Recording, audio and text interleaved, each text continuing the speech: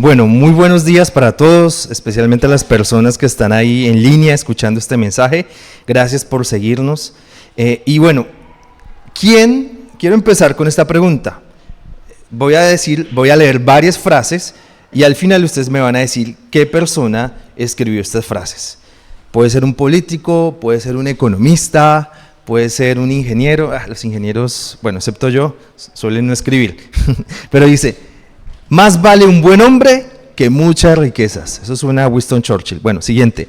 Enséñale al niño el camino que debe seguir y aun cuando sea viejo no se apartará de él. Bueno, dice, no obedecen, listo. El que responde antes de oír comete necedad. Listo. El que anda con sabios, el que se reúne el domingo en lugar de honor, con sabios, ese compañero que usted tiene al lado, dígale: usted es sabio, usted es sabia, dígaselo. Usted es sabio, Dani, como Gandalf, listo, pero el blanco, ¿no? Más el compañero, el necio, será destruido. Por sobre todas las cosas, cuida tu corazón, porque de él mana la vida. El que guarda su boca, guarda su alma. Listo, ¿quién será? ¿De quién estamos hablando? Del rey Salomón. Como iglesia estamos leyendo Primera de Reyes, ¿vale? Y hace unas semanas terminamos de leer la historia de Salomón, que nos deja como perturbados, porque una parte muy bonita, tal vez el puesto más alto de la historia de Israel, y de repente al mismo tiempo aparece una sombra terrible. Así que la enseñanza de hoy se llama luz y sombra, ¿vale? Luz y sombra. Y vamos a estar mirando varios aspectos de la vida de Salomón. Entonces, vamos a empezar entendiendo lo siguiente. Al estudiar la vida de Salomón y en general, al estudiar el Antiguo Testamento, tenemos que entender que el Nuevo Testamento revela completamente el Antiguo. Que para entender el Antiguo Testamento hay que interpretarlo a la luz del Evangelio del Reino. ¿Por qué? Porque si nos quedamos con esos textos solo como lecciones morales, pues libros sagrados de otras culturas y religiones también tienen lecciones morales. Peor aún, muchos mensajes alrededor del Antiguo Testamento sin Cristo, entonces son mensajes que no son cristianos. Porque ¿dónde está Cristo? Nosotros no seguimos la Torá, nosotros seguimos a Jesús. Y muchas veces este enfoque está equivocado porque olvidamos a Jesús y nuestro nombre es cristianos. Pero vamos a empezar leyendo, vamos a tener tres partes. La primera es el legado. Vamos a estudiar rápidamente el legado, o una parte muy mínima pero relevante del legado que nos dejó Salomón en las Escrituras. Y vamos a empezar por Proverbios, que precisamente era el libro. Proverbios 1, versículo del 1 al 7, dice: estos son los proverbios de Salomón, hijo de David, rey de Israel, para aprender sabiduría y disciplina, para comprender discursos inteligentes, para adquirir instrucción y prudencia, honestidad, justicia y equidad. ¿Será que algo de eso nos sobra? ¿No sería bueno aprenderlo? Claro que hay que aprenderlo. Dice el 4, para volver sagaces a los inexpertos y dar a los jóvenes conocimiento y prudencia. El sabio que los escuche será más sabio, y el inteligente será más hábil. Se entenderán los dichos y el lenguaje figurado, las palabras de los sabios y sus enigmas. Respetar al Señor es el principio de la sabiduría, y los tontos desprecian la sabiduría y la disciplina. Vamos a pasar al capítulo 2, al versículo 5, de ahí mismo de Proverbios. Dice: entonces aprenderás a respetar al Señor y sabrás lo que es conocer a Dios. Porque el Señor es el que da la sabiduría, el conocimiento y la ciencia brotan de sus labios. Él da sabiduría a la gente que es justa con los demás y protege a los que viven honestamente. Cuida el camino de los justos y protege la senda de los que le son fieles. Ahí Dani puede compartir cuando quiera, de vez en cuando, las notas de este mensaje para que las puedan ver. ya que hoy, a diferencia de la mayoría de mensajes que nos centramos en un capítulo, vamos a tener muchos versículos. Entonces, esto también se los vamos a compartir a su WhatsApp para que lo tengan presente. Bien, entonces, ¿de qué se trata esto? Los proverbios no solamente son frases memorables, inteligentes, sino que los proverbios contienen una idea central y es el principio de la sabiduría. ¿Cuál es el principio de la sabiduría? El famoso temor al Señor. Pero ¿qué es eso para hoy en día? Es confiar en los principios de Dios, que nosotros hoy en día creemos revelados. ¿Dónde? En el profeta, en el pastor, ¿sí? No, ¿dónde están los principios de Dios? ¿Dónde están? En la Biblia. En la Biblia. Y esa es la gran diferencia. Yo escuchaba, ayer estuve leyendo muy rápidamente la historia de Memo Simmons, un hombre de fe del siglo XVI, que era sacerdote católico. Y él tuvo toda la formación de teología y filosofía, y sabía el rito y daba la misa, pero él nunca se había acercado a leer la Biblia. Cuando él se acerca a leer la Biblia es que entiende que la salvación no viene por obras, sino viene por gracia. Nadie se lo enseñó, no fue un seminario, no hizo de una doctrina u otra, no, simplemente se acercó a la Escritura. Ese es el poder de la Escritura, que tenemos un Espíritu Santo que nos habla a nosotros. Entonces la sabiduría es lo siguiente. La sabiduría es que usted viva entendiendo que lo primero que son, lo que Dios dice. ¿Y dónde Dios lo dice? En la Escritura. Entonces, al considerar que primero es la palabra de Dios, eso nos hace sabios. Pero cuando tomamos decisiones con base en impulsos, modas y hoy en día del gran elector que son las redes sociales, entonces, ¿somos sabios o somos lo contrario? ¿Cuánto tiempo? Tengo un amigo que pues tiene un gimnasio al que obviamente no voy, pero él pone unos tiempos que dicen, mire, esto es lo que gasta una persona en TikTok, en Netflix, y usted solamente necesita 1 hora para entrenar. Gracias a Dios, no es 1 hora para entrenar, sino que usted en la Biblia se gasta menos. Cuando recomendamos lo del capítulo diario, no por legalismo, el que no lea un capítulo diario no está bien, no, sino por amor al Señor. Si leemos la Biblia de una forma sistemática, ¿cuánto nos gastamos, por ejemplo, leyendo un capítulo diario? ¿5 minutos? ¿7 minutos? ¿Cuánto nos gastamos leyendo una carta de Pablo? 10 minutos a lo sumo. ¿Cuánto nos gastamos leyendo un evangelio? Bueno, un evangelio más, 3 o 4 capítulos del evangelio. Es muy poco tiempo. Así que démosle prioridad a la Escritura. Entonces, el gran principio o el gran asunto de Proverbios es el temor al Señor, que hoy en día, ¿qué es? Confiar en los principios del Señor. ¿Dónde los encontramos? En la Escritura. Bien, eso es muy importante, en la Escritura. Téngalo presente porque más adelante vamos a ver que ignorar la Escritura fue lo que causó la falta de Salomón.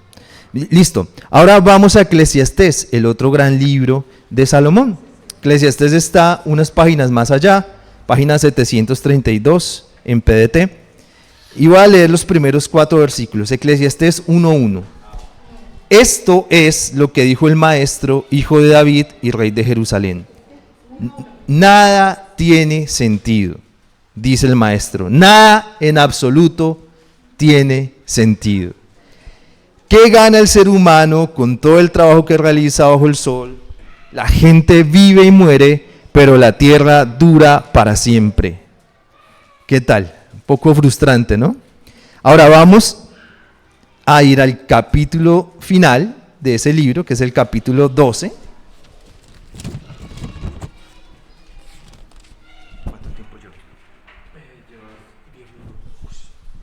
Versículo 13 y 14. Ahora bien, ¿qué enseñanza se puede sacar de este libro? Cuando todo ya está dicho. ¿Qué mejor que lo mejor que un ser humano puede hacer es tener temor de Dios y obedecer sus mandatos? Dios conoce todo lo que hace la gente, lo bueno y lo malo, hasta lo más secreto, y Él será quien juzgue. Ya. Aunque la visión de Eclesiastés es menos optimista que la de Proverbios, Y dicen que probablemente él escribió esto cuando era una persona muy mayor y estaba muy chocada, muy decaída. Al tener esa expresión real de vida que observa lo que es la vida, ¿cierto? A veces decir cosas tan absurdas como Dios siempre hace milagros, eso no es verdad. Muchas veces tenemos que convivir con la enfermedad. Es que se salvó porque es un hijo de Dios. No se mueren hijos de Dios en accidentes de tránsito. Cuando se caen aviones no se mueren hijos de Dios y otros que no lo eran. Es la vida, punto. Jesús mismo lo explicó. Una torre cae sobre unas personas en Jerusalén y ustedes dicen que esas personas eran más pecadoras que ustedes porque les pasó eso. No, toda esta generación, al estar lejos de Dios, merecemos la ira. Simplemente en esta vida pasan cosas. Pero ¿cuál es nuestro deber? Nuestro deber es temer a Dios. Que lo que vivamos, que lo que observemos, que lo que decidamos sea bajo los principios de Dios. Hay un pensamiento que es muy del sueño americano, que siempre vas a estar en abundancia, que simplemente vas a crecer. Primero, eso es antinatural, porque los ciclos económicos son de subida y de bajada. No existe ninguna economía en el mundo que siempre vaya de subida. Es subida y bajada. Y bíblicamente encuentras historias de subida y de bajada. Dios no solamente es el Dios de los montes, es el Dios de los valles. Esa es la gran enseñanza de la teología del reino, que Dios está presente y ocurren milagros, pero Dios también está conmigo en medio de los desafíos. Ojo que tampoco estoy hablando de ese extremo nocivo que vi en muchas personas, que era como alegrarse de vivir en la desgracia, como que la desgracia los hacía más santos y mejores que los demás. Jamás, jamás. Sino que Dios es nuestro Dios en toda circunstancia. Entonces yo creo que vale la pena leer estos escritos de Salomón. Y cuando Salomón deja este legado, recordemos que la escritura, ¿qué es? Las ideas de Salomón, no. La inspiración, el respiro de Dios sobre los diferentes hombres que en diferentes épocas escribieron. Es necesario dar este contexto porque al mostrar la parte oscura de Salomón, algunos podrían pensar, entonces no vale la pena Proverbios y Eclesiastés. Todo lo contrario, es una esperanza de que alguien con luz y sombra fue inspirado para escribir la palabra. Ahora vamos a hablar del problema humano. Aquí sería bueno que Dani proyectara y sí, pero van a hacer muchas cosas, ¿vale? Voy a tratar de hacerlas un poco rápido. Ahí están los textos, los vamos a compartir si usted no los alcanza a copiar, porque si repetimos cada texto no salimos hoy, ¿listo? Entonces, Primera de Reyes, capítulo 3, ¿sí? Bueno, ahí está, ahí sí como en clase, ahí está en el tablero, bien, listo, capítulo 3, está en el tablero, listo, listo, versículo 5, dice: mientras Salomón estaba en Gabaón, ¿qué pasó? El Señor le apareció en un sueño. Dios le dijo: pide lo que quieras y yo te lo daré. Dice el versículo 6 de Primera de Reyes 3, página 368 en la PDT. Salomón contestó: tú mostraste mucho fiel amor a mi papá David. Él te siguió fielmente con justicia y rectitud. Y tú has seguido constante al mostrarle el fiel amor más grande. Has permitido que en el día de hoy su hijo tome el trono en su lugar. Señor mi Dios, tú has permitido que yo reinara en lugar de mi papá, pero me siento como un niño. No tengo la sabiduría necesaria para cumplir mi trabajo. Soy tu siervo en medio de tu pueblo, a quien tú elegiste. Es una nación tan numerosa que nadie la puede contar. Dame a mí, tu siervo, una mente que entienda cómo gobernar a tu pueblo y que sepa la diferencia entre el bien y el mal. ¿Quién será capaz de gobernar tu pueblo tan numeroso? Listo, ojo con esto. ¿En qué parte de la Biblia usted leyó eso del bien y del mal? ¿De cuál se acuerda? ¿De dónde, Mechitas? En Génesis, muy bien, Mechitas. Excelente. ¿Cómo era el jardín del Edén, cierto? Un lugar de abundancia. Si usted leyó con nosotros Primera de Reyes, se da cuenta que muchas de las imágenes de cómo se construyó el palacio y el templo tratan de emular esa abundancia del jardín. Entonces, ¿qué pasó con Salomón? Salomón de nuevo le dice al Señor: dame Sabiduría. ¿De qué se trataba Proverbios y Eclesiastés? De sabiduría. ¿Y la sabiduría qué es? El temor al Señor, que eso en castellano es vivir bajo los principios de Dios, tomar decisiones priorizando a Dios por encima de cualquier cosa, más allá de mis emociones, más allá de lo que aparentemente veo. Entonces, lo que no voy a leer es que luego Dios le dice, bueno, tú pediste sabiduría, te la voy a dar, pero te voy a dar abundancia.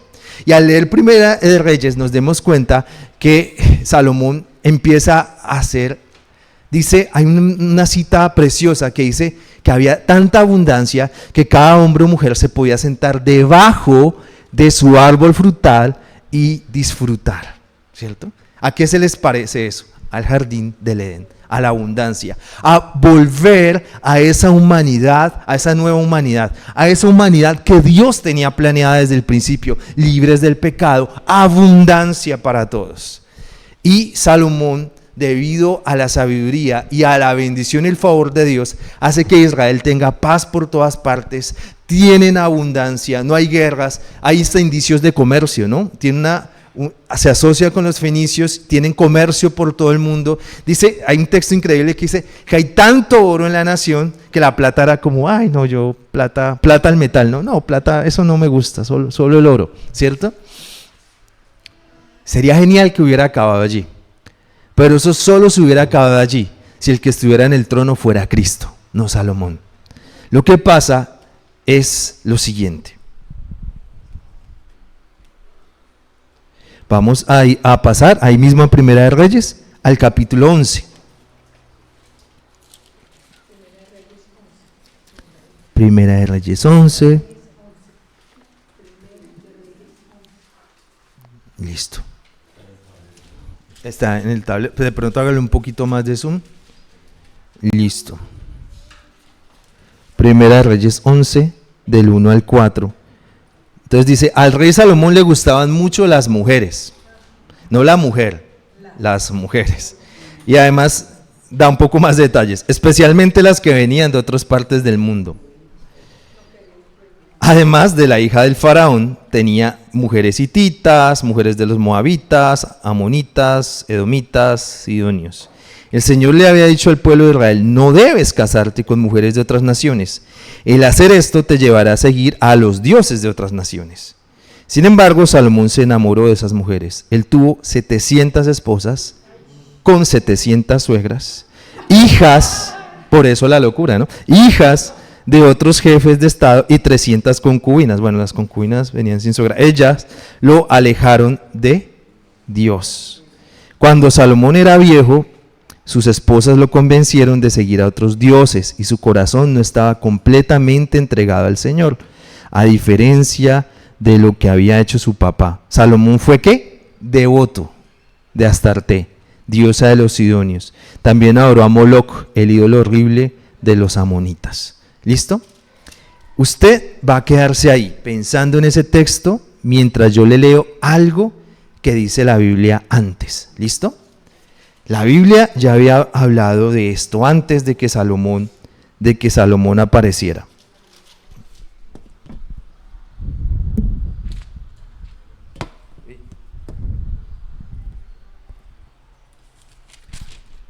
Recuerdan que dijimos que lo importante de la sabiduría es que la verdad ya estaba revelada, ya está revelada en la Escritura, y los problemas empiezan cuando ignoramos la Escritura. Entonces Dios en el pasado había dicho lo siguiente, ojo, recuerde todo lo que logró Salomón, abundancia, y hay una parte muy interesante que dice que Salomón hizo comercio con los egipcios, es más, su esposa principal era la hija del faraón. Y el capítulo de la abundancia termina diciendo que él era el enlace para ir a Egipto, tomar materiales y enviarlos al resto del mundo. Entonces miren lo que dice la Biblia. Cuando entres en la tierra que el Señor tu Dios te da y tomes posesión, y vas a decir, elijamos un rey sobre nosotros, como todas las naciones. Ya lo había dicho Dios, ¿no? Debes asegurarte de nombrar un rey sobre ti que sea elegido ¿por quién? Por el Señor. Ok, eso lo hizo Dios. Tendrá que ser alguien de tu propia gente. Él no deberá acumular caballos para sí mismo. Ya lo hizo Salomón. Tampoco deberá enviar gente de vuelta a Egipto para comprar más caballos, porque el Señor les dijo, ustedes nunca más van a volver por ese camino. Ya lo hizo Salomón. Tampoco deberá casarse con muchas esposas, porque si no, se le pervertirá el corazón. Además, no deberá enriquecerse con plata y oro.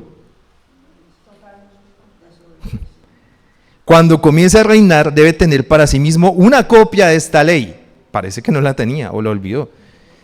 El rey debe mantener consigo este libro y leerlo para que aprenda a respetar al Señor su Dios y a seguir cuidadosamente todas las palabras escritas. Así no se creerá mejor que su propia gente, no desobedecerá el mandato de ninguna forma, de tal manera que el rey y sus descendientes puedan gobernar por mucho tiempo. El problema de Salomón fue que, aunque había tenido la revelación y el favor de Dios, le dio la espalda a la escritura. Es imposible que él no hubiera leído esto, pero simplemente por asumir una nueva cultura. No, es que Dios nos trajo hasta acá. Esto que me dio qué bendición que me dio lo de los caballos. Qué bendición que ahora puedo acumular plata. Muchas de las cosas que nosotros hoy en día como seres humanos podemos decir qué bendición, son una maldición. Por eso, cuando a mí me sale alguien muy viral en las redes evangélicas, uy, no, miren qué siervo y qué cosa, yo no leo nada. ¿Por qué? Porque estamos actuando igual que el mundo. Qué talentoso, qué grande, qué importante. Cuando me preguntan, oiga, tremendo ese hombre, dije, yo no sé, eso lo sabrá su esposa, sus hijos y su iglesia. Y curiosamente muchos de estos famosos de las grandes redes no tienen iglesia, no hacen parte de una iglesia, porque son como muy elevados. Entonces, ¿qué estamos sembrando? Estamos siguiendo a la gente por los criterios humanos, lo que el algoritmo de YouTube diga. Pero la verdadera iglesia es esta, ojo, aclaro eso, sobre todo en redes, no es esta, sino la iglesia local. Cada una de esas congregaciones que hoy se están reuniendo, donde la gente habla, donde la gente se preocupa el uno por el otro. Uno seguramente le atrae el talento de un músico, el talento de un predicador, pero esa no es la manera de medir a las personas. La manera de medir a las personas es el discipulado, es la iglesia local. La iglesia grande, exitosa, es la iglesia que además de hacer un gran reunión, es capaz de formar grupos pequeños, grupos de conexión, personas que se aman, que se cuidan, que se pastorean.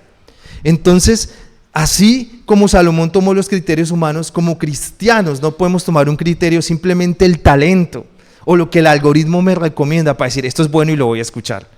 Porque ningún predicador de YouTube, ni siquiera el predicador de esta iglesia, está por encima de lo que la escritura diga, lo que la escritura está hablando. Y ese es el gran poder del cristianismo evangélico. Ahora la escritura no está solo para los santos, los grandes sacerdotes, los grandes apóstoles, sino la escritura está ¿para quién? Para todos nosotros. Sin embargo, hay una esperanza. Ahí mismo, en Primera de Reyes, capítulo 11, al final, versículos 11 al 13, dice, Primera de Reyes 11:11 dice, así que el Señor le dijo a Salomón, tú elegiste no mantener el pacto conmigo ni obedecer mis decretos, así que yo te prometo que te voy a quitar el reino y se lo daré a uno de tus siervos. Sin embargo, como amé a tu papá David, no te lo quitaré mientras vivas. Esperaré hasta que tu hijo llegue a ser el rey y entonces se lo quitaré a él. De todos modos, no le quitaré todo el reino, dejaré que gobierne una tribu. David era mi siervo, lo haré por él y por Jerusalén, la ciudad que yo elegí. Aunque viene un castigo, hay esperanza. Dice, no toda la tierra te será quitada. Y ahora que estamos leyendo la historia de más reyes, es complicado, ¿cierto? Sobre todo los del norte son terriblemente corruptos. Ahora estamos leyendo cómo Elías tiene que pelear básicamente solo contra el mundo. Pero aún en medio de eso, hoy leímos que Elías en su profunda depresión dijo, estoy solo. ¿Y qué le dijo el Señor? No, he dejado 7,000 personas que no se han arrodillado ante el enemigo. Entonces siempre hay esperanza, iglesia. Aún aunque Salomón o sus hijos iba a perder el reino, Dios decía, no lo van a perder en su totalidad, les va a quedar algo. Y de ese algo van a salir adelante. Entonces ya hablamos primero del legado. Ahora hablamos de este problema humano y la razón por la que Salomón cayó. Ahora vamos a hablar de una solución. Y esa solución es como todo lo realmente evangélico, es trinitaria. Una solución trinitaria. Y vamos a leer la solución que provee el Padre. Vamos a ir al Salmo 127.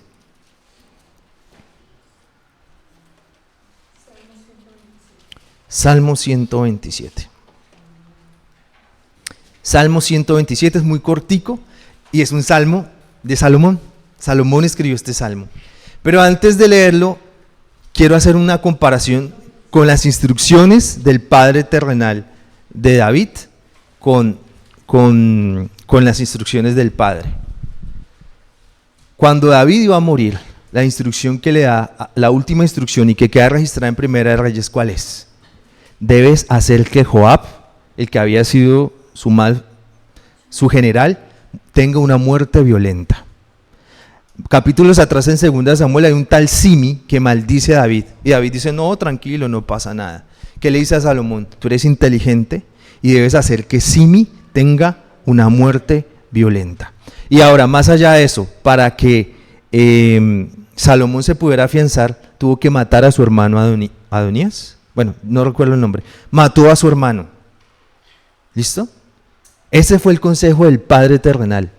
Y anoche estuve en una película espectacular que se llama Flaming Hot, que es la persona mexicana en los Estados Unidos que hizo que los Doritos tengan ese recubierto asqueroso, pero que les encanta a los mexicanos. Y eso cambió la historia pues de Frito-Lay. Ahora, ¿qué viene esto? Que los consejos de ese papá eran golpes, abusos. Y hay un momento en que el personaje tiene una crisis y le dice, papá, yo me aguanté todos tus golpes físicos, pero hay algo que no he podido superar, son los golpes en mi cabeza, diciéndome, tú no puedes, tú no puedes, tú no puedes.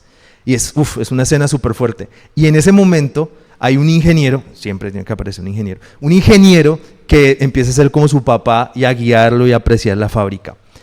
Digamos que en la parte más importante de la película hay una restauración con su papá, porque él no es capaz de ponerse una corbata. Su papá sí, porque había muchas veces a juicio, esa es la explicación. Entonces le pone la corbata y le dice, mijo, yo siempre he estado orgulloso de ti. Y eso cambia la historia del hombre.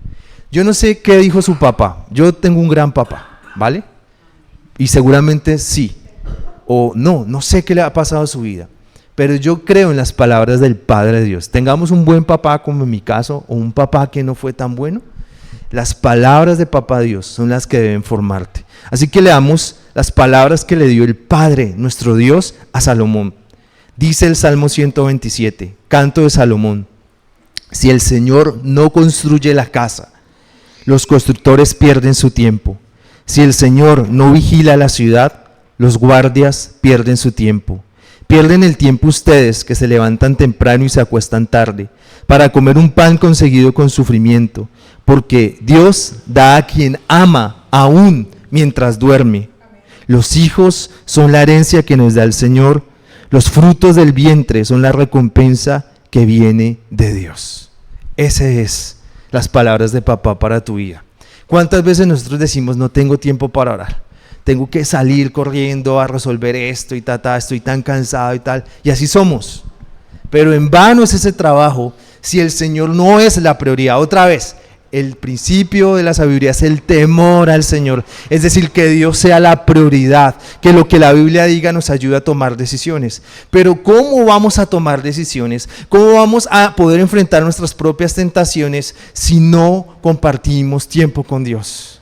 Si no tenemos una intimidad profunda con Dios. Eso es lo que regala estas palabras. Las palabras del Padre para Salomón es, puedes trabajar muchísimo, puedes construir el templo más grande, puedes hacerte el palacio más grande, pero si no estoy, es en vano, se va a perder. Y lo más impresionante es el versículo 4, ¿cuál era? Salomón, ¿qué le pasó a su hijo Roboam? Un reino a punto de romperse. Y su hijo evidentemente perdió. Pero ¿qué es lo que dice el Señor? Tu herencia son tus hijos. Y a veces nosotros leemos y nos esforzamos. Yo no creo que haya un papá, pues en condiciones mentales, naturales, que esté pensando lo peor para sus hijos. Usted ha hecho lo mejor que ha podido, ¿listo? Yo aquí no hay ningún padre que diga, no, es que a mí me faltó, es que yo no hice lo suficiente. Usted hizo lo que podía. Yo no creo que haya un padre que funcione al 50%, no creo que haya una madre que funcione al 70%. Si usted está aquí es porque dio el 100%, punto. Pero está en nosotros confiar en el Señor que nuestros hijos le amarán. Está en nosotros discipularles, está en nosotros traerlos aquí, a que sean formados, pero que la tarea que reciban usted la desarrolle en casa, en amarlos. Es muy complicado si ellos solamente ven la Biblia aquí los domingos. Necesitamos leerles la Biblia, necesitamos que ellos nos vean orar, no solamente aquí los domingos, pero sobre todas las cosas que confiemos en que el Señor tiene el control. Vamos a proyectar la solución que ofrece Jesús, el Hijo. Dice, no se puede, dice, voy a leerlo aquí en la pantalla. Ya. Un poquito más. Jesús se refiere 2 veces a Salomón. Una en Lucas 12:27 dice, fíjense cómo crecen los lirios. Ellos no trabajan ni hilan para hacer su vestido.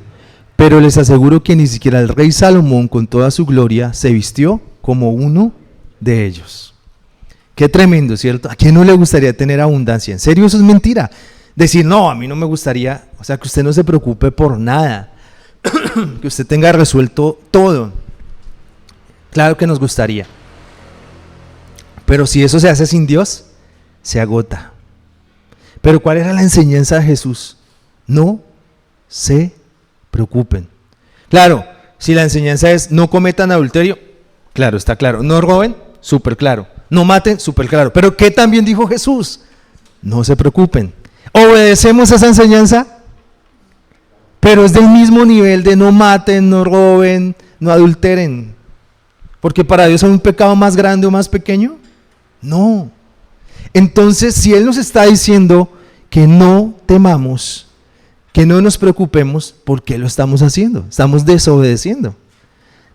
Los lirios, ni con toda la gloria que tuvo Salomón, pueden vestirse como se visten.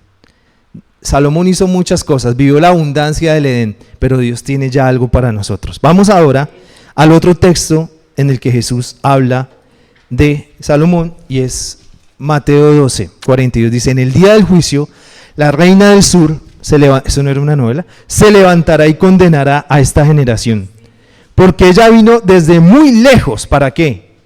Para aprender la sabiduría de Salomón. Y yo les digo que aquí hay alguien más grande que Salomón. Jesús es la sabiduría.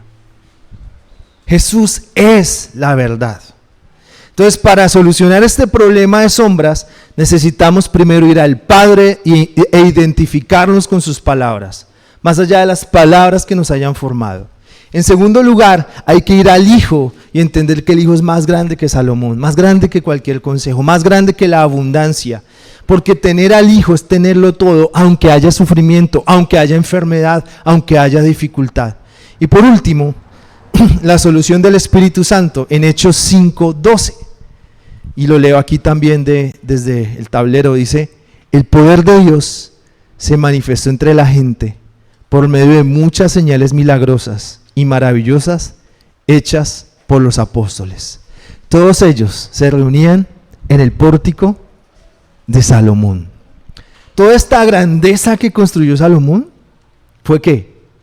Cuando terminemos de leer Segunda de Reyes, nos vamos a dar cuenta que todo fue destruido. Por eso estudiábamos en semanas pasadas el anhelo del profeta Ezequiel de ver esto restaurado. Pero en esa Jerusalén del primer siglo había un pórtico, todavía quedaba algo. Pero bajo ese pórtico Dios no construyó otra vez un templo físico, sino construyó una iglesia llena del Espíritu Santo. Porque la verdadera sabiduría es leer la Escritura, pero también leerla como por un acto académico es absurdo. Leerla para transformación, leerla para vida, leerla con el poder del Espíritu Santo. Amén. Vamos a estar puestos de pie, vamos a orar, agradecidos al Señor por esta palabra. Agradecemos a las personas que nos han seguido en esta mañana, este mensaje. Les bendecimos y les damos una feliz semana.